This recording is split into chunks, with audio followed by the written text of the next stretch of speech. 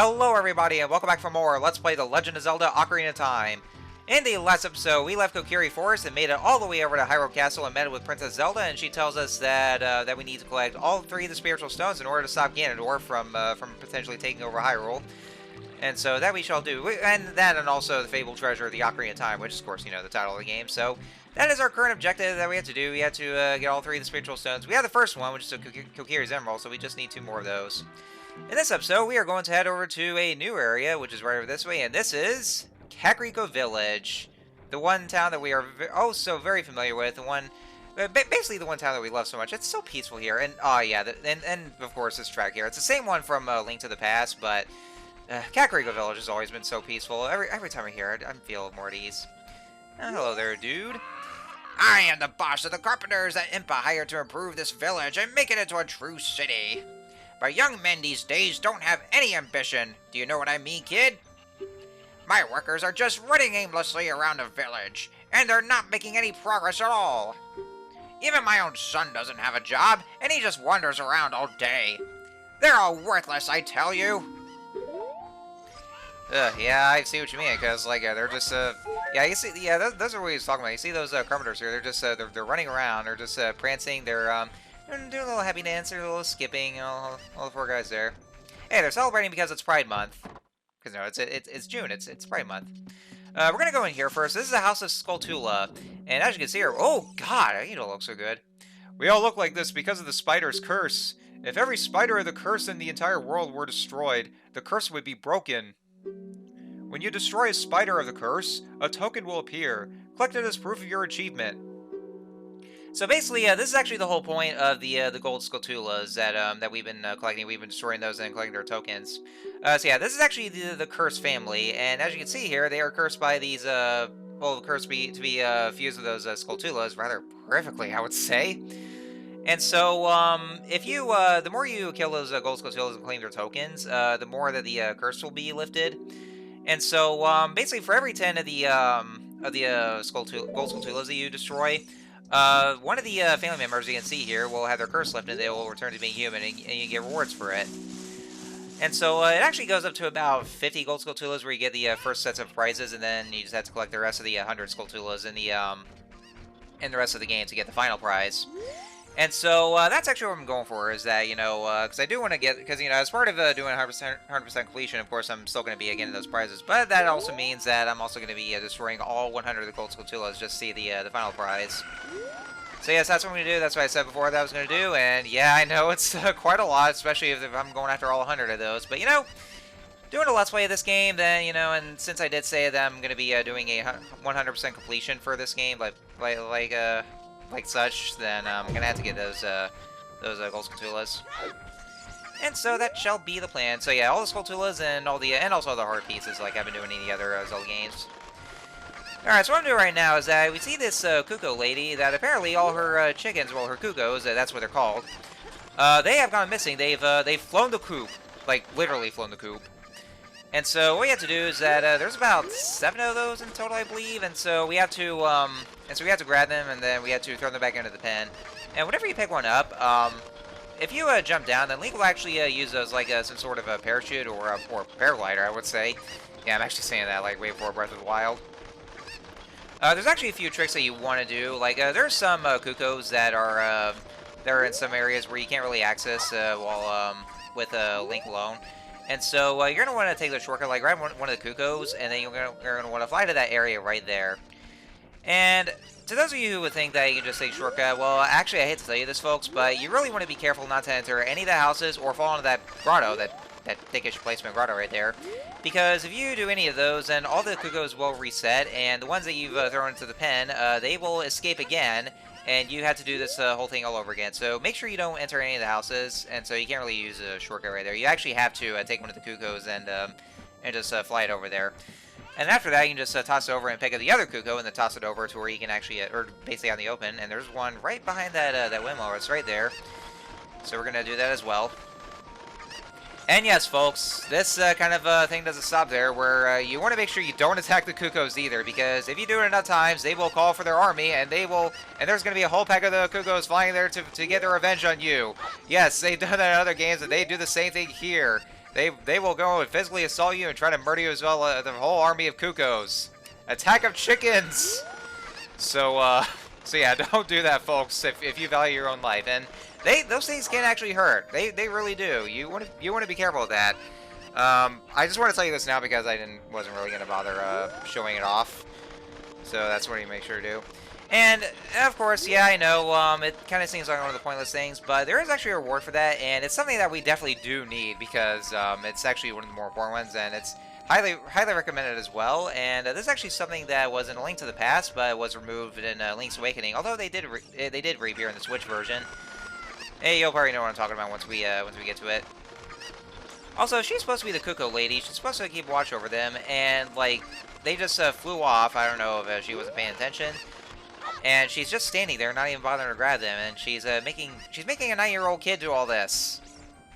So, like, why? That's just like, poor Link is being treated like an errand boy. Well, actually, essentially, the whole game is just him being an errand boy, for more particular reasons, of course. And I do believe this should be the last Cuckoo that's right there. So we're gonna just take that and just throw it right back over to the pen. And then we'll see what kind of reward we'll get for that.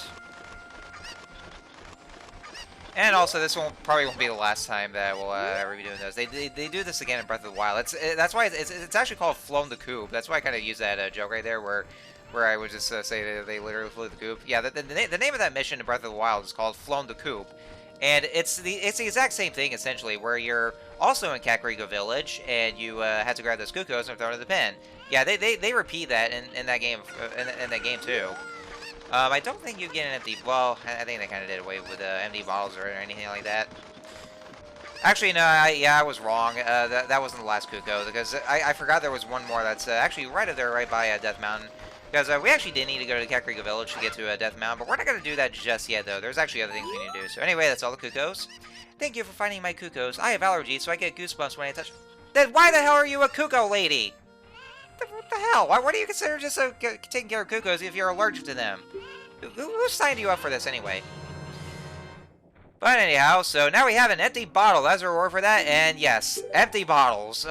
Yes. So those, I'm so glad they brought those back, because empty bottles, they are used for storing some things like potions, and not just potions, but some other cool things as well. So yes, empty bottles are definitely without doubt one of the best kind of things they ever could keep here. And so there's actually 4 of those in total, and of course I'm going to be getting all 4 of those. And so here we are in the graveyard. It's called the Kakariko Graveyard.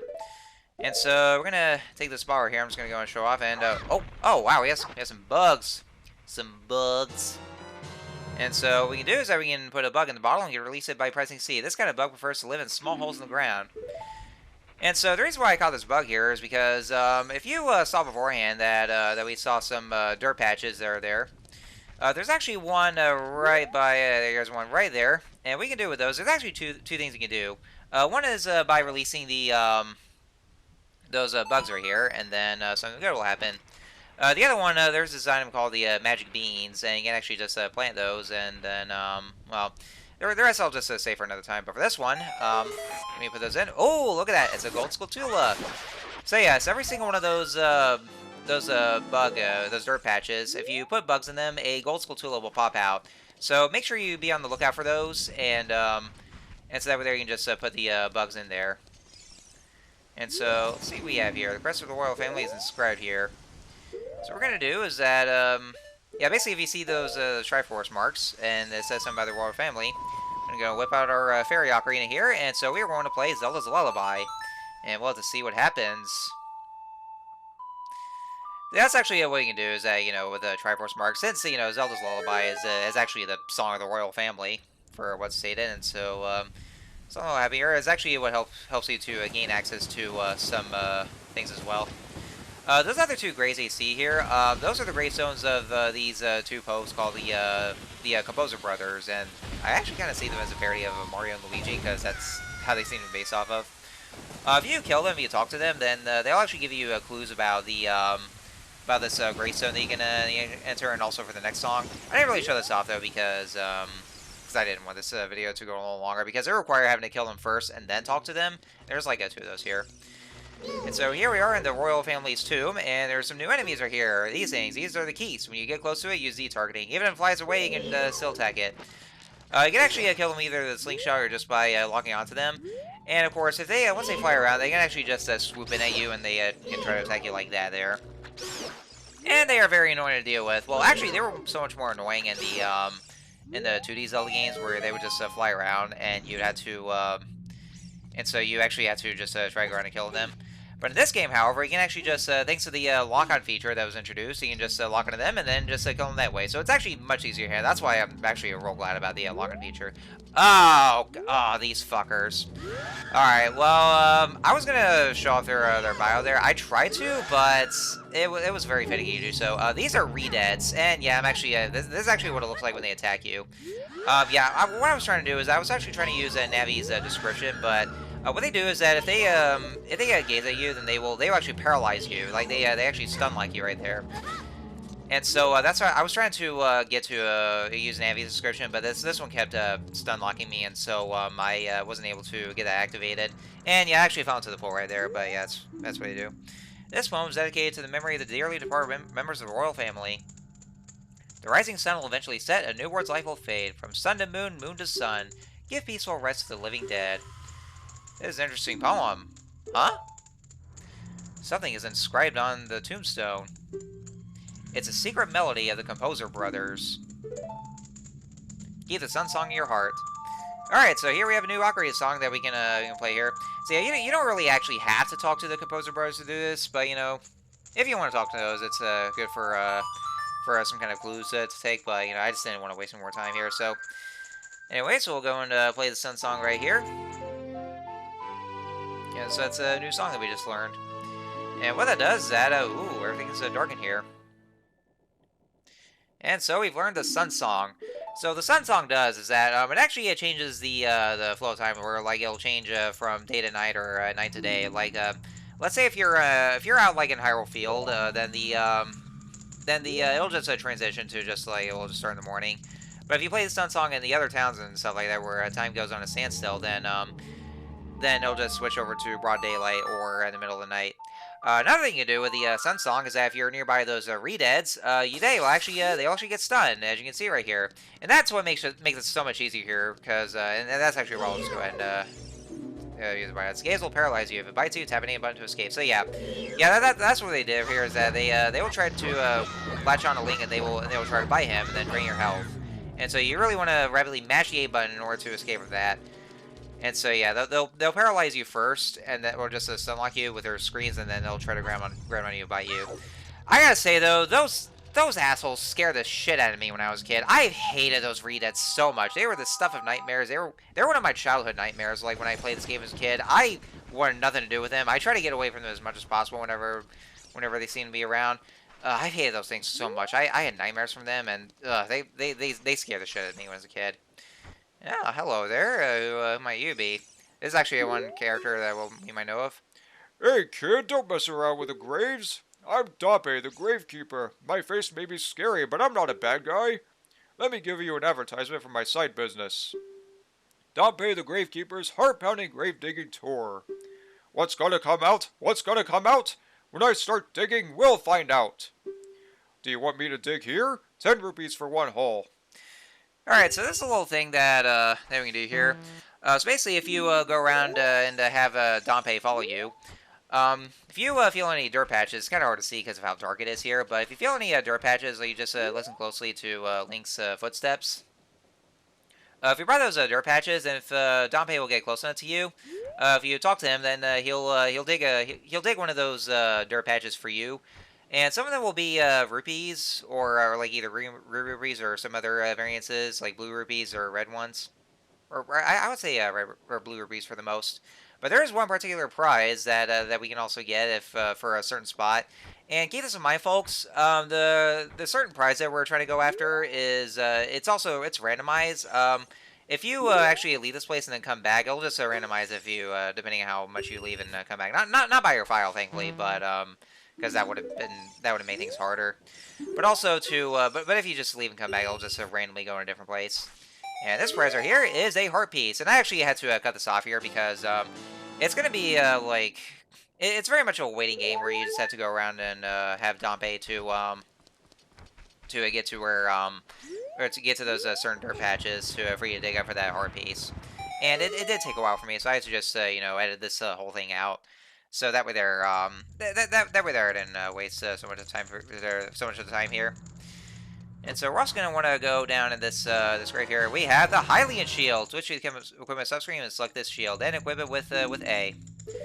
So what it does, if you equip the Hylian shield, it's actually much more durable than the Dega shield. Because for this Hylian shield, you're going to want to... we're actually going to need this Hylian shield for the next dungeon we'll be going to, because there's going to be a lot of fire-based enemies, and like I said, folks, the Deku shield is very flammable. It will easily catch on fire, and then you'll lose it, and you'll have to buy it back over in the Kokiri Forest shop. And so with the Hylian shield, thankfully that's with a Hylian shield, you can actually just be able to use that for well, that's what we'll do for the next dungeon. And another thing to keep in mind is that it's also very heavy for a Link in this kind of age here. And yeah, I'm actually saying that as kind of a foreshadowing. We'll see. Well, which we already know, because this game's been out for 25 years, or was it 30 years? I think it's 25 years. Oh, there's a read right there, so we're gonna play the Sun Song and just make sure it doesn't try to attack us. Yeah, one thing about the Hylian shield is that while Link's in this state is that it's too heavy for him, and so whenever you use it, all Link will ever do is crouch. And so whenever you have your sword out, Link won't really do any of these sword base feats or like he can't even defend himself with the shield. God damn, I can't even speak today. He can't even defend himself in that state, and also he can't really perform any of those cool sword feats when he has the Hylian shield on. So that's actually just one thing to keep in mind. He only uses it at the most basic kind of times because of how heavy it is. So that's one thing about it. And so in this grave, we have another heart piece. And so, yeah, you want to kill this reed at first, and then after that, then play the Sun Song again, and then the treasure chest will appear, and that's how you get the heart piece. And so I do believe that should be it for this for the graveyard. If you actually pull those other graves here, then some other enemies will appear, and they'll be called the Poes. Poes, they tend to turn invisible, but then they'll just reappear. And then if you kill them, then their souls will start to appear, and you can actually just scoop them up with the one of the empty bottles. Alright, and so then now that it's nighttime in Kakariko Village, that also means that we're going to do some more Gold Skulltula hunting, because like I said, most of the Gold Skulltulas will appear at nighttime, and so whenever it's night, then you just want to go around and kill those. And so that's what we're going to do for the rest of this video, is just go around killing those Gold Skulltulas. So yeah, like I was saying, yeah, basically our next objective is that we have to go over to Death Mountain, because that's where the next spiritual stone is, and that's where Impa instructed us to go. But like I said, we're not really going to do that just yet, though, because there is a lot, and I mean a lot of cleanup and a lot of collection that we have to do first. And there's quite a lot of it. Oh, there's this, oh wow, that guy looks so lethargic. Let's talk to him. People are disgusting. My own father and mother are disgusting. You must be disgusting, too. You know that part where he said that people are disgusting? He is not wrong. Anyways, yeah, some of those could be found in trees as well. So yeah, basically what it is that for the next couple of videos, it's going to be, it's basically going to be some filler. Well, maybe not so much filler, because what we're going to do is that we're going to do, like I said, we're going to do a bit of a collection, like with the heart pieces and Gold Skulltulas. It's going to be like a huge collection that we have to do here. For what we can do for now. Not only that though, but there's a couple more Ocarina songs that we can learn. Like we just learned the Sun Song, and there's a couple of more of those. One of them I believe is optional, but it's highly recommended that you do. And the next one is actually it's actually very much required. That will be that will be needed. Like especially if we want to get to the next dungeon, we will be needing that very next. Well, well, the next song is that we're going to be going to is optional, but the other one after that is required for to progress through the game. So that's actually what's going to be. It's like I said, not so much filler, I would say, but for the majority of it, it's just going to be it's going to be like going into different areas and just collecting some things. All right, and so yeah, yeah, it's a huge collection. There's a lot of those. So yeah, a lot of side quest stuff. So anyway, so now we have 11 Gold Skulltulas, and so since we've gotten at least over 10. One part of the curse will be lifted, and yeah, here we go. There's this guy here. The curse has been broken. Thank you. Here's a reward for you. And so for this reward, we have an adult's wallet. Adults are allowed to carry a lot of money, and I can hold up to 200 rupees. So that is a rupee upgrade that we have right here. And so we'll be getting those we'll a couple of those for the more gold Skulltulas at the beginning. So that's what we'll be needing. And by the way, yeah, like I was saying, if you check the area, if you see the gold Skulltula next to the area's name, that means you've collected every single one of the gold Skulltulas. And so I think that should be like just about enough that we can have here. So anyhow, folks, that should be it for this video. So next time on Let's Play Ocarina of Time, we're going to go over to the next area to learn another song, and that's going to be in this one place called Lawn Line Ranch. So until next time, see you guys later.